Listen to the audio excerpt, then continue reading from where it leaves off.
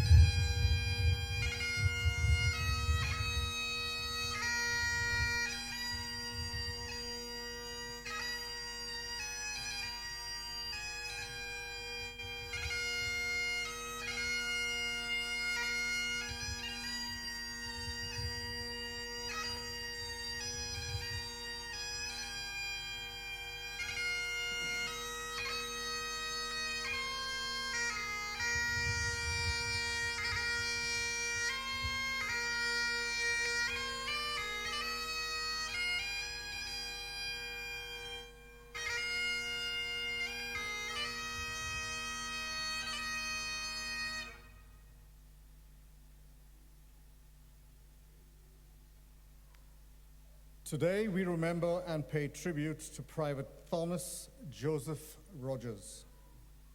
Thomas Rogers was born about 1881, the youngest son of Thomas and Ellen Rogers. His parents ran a grocery shop in Yarraville, Victoria. In 1900, the British Empire was involved in two wars to which the Australian colonies sent troops: the South African or Boer War and the Boxer Rebellion in China.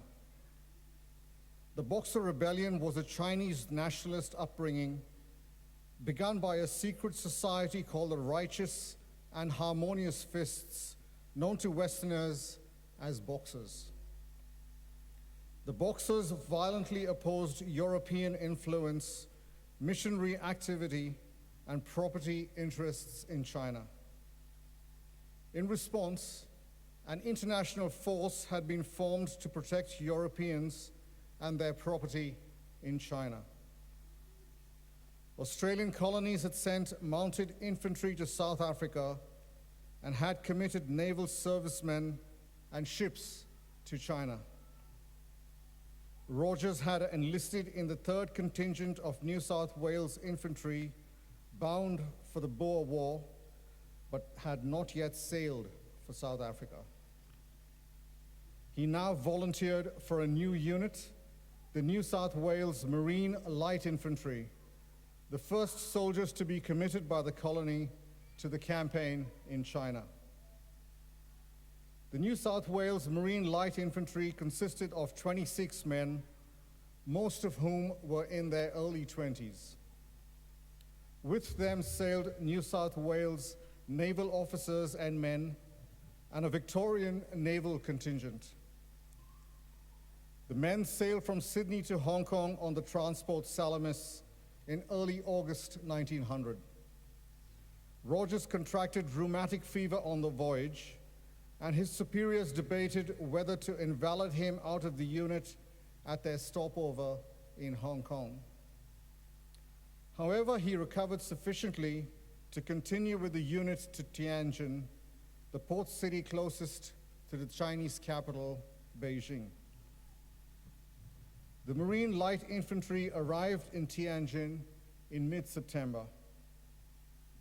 The Australians came under the command of the newly established International Relief Force, headed by the German Field Marshal, Count Alfred von Waldersee.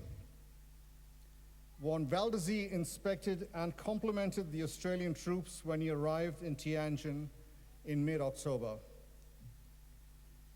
Rogers, however, did not live to take part in this inspection.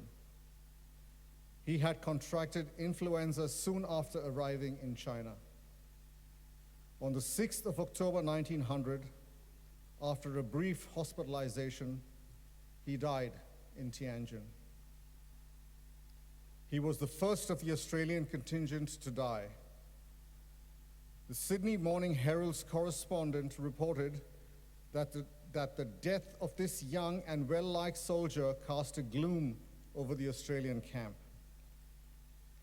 Rogers was buried in the graveyard of the English church in Tianjin. It was a military funeral, and his Marine comrades fired a salute over his grave. The English church was destroyed in an earthquake in 1977, and the site has since been built over. Back in Melbourne, his grieving parents had the following poem published in The Age.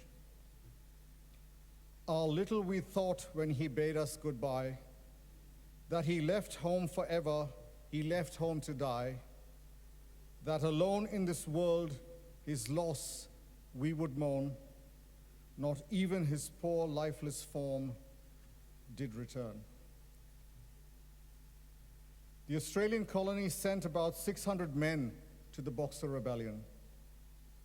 Rogers was one of 6 who died, all of whom died from illness or injury, and none as a result of enemy action. Private Thomas Joseph Rogers is listed on the Roll of Honor on my right. This is but one of the many stories of service and sacrifice told here at the Australian War Memorial. We now remember Private Thomas Joseph Rogers, who gave his life for us, for our freedoms, and in the hope of a better world.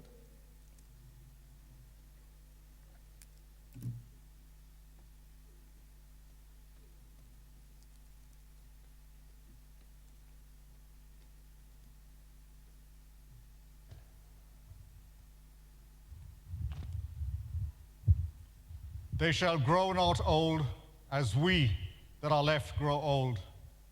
Age shall not weary them, nor the years condemn. At the going down of the sun, and in the morning, we will remember them. Remember them.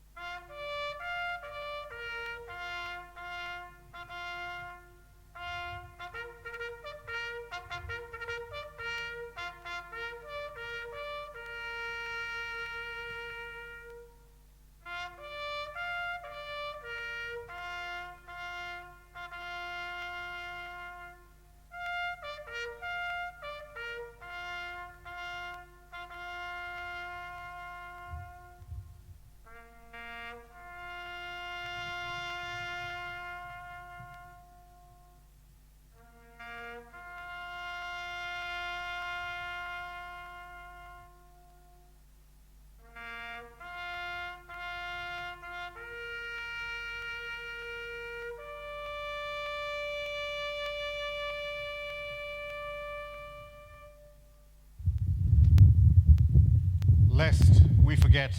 Lest we forget.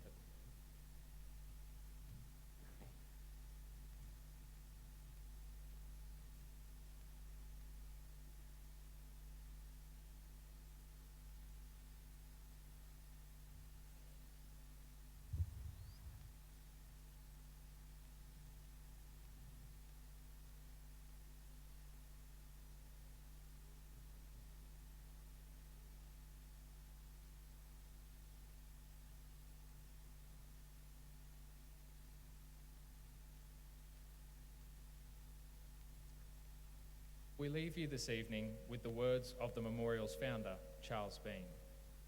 Many a man lying out there at Poziere or in the low scrub at Gallipoli, with his poor, tired senses barely working through the fever of his brain, has thought in his last moments, well, it's over. But in Australia, they will be proud of this. Ladies and gentlemen and students, that concludes the last post ceremony. We thank you for visiting the Australian War Memorial and wish you a very good evening. Thank you.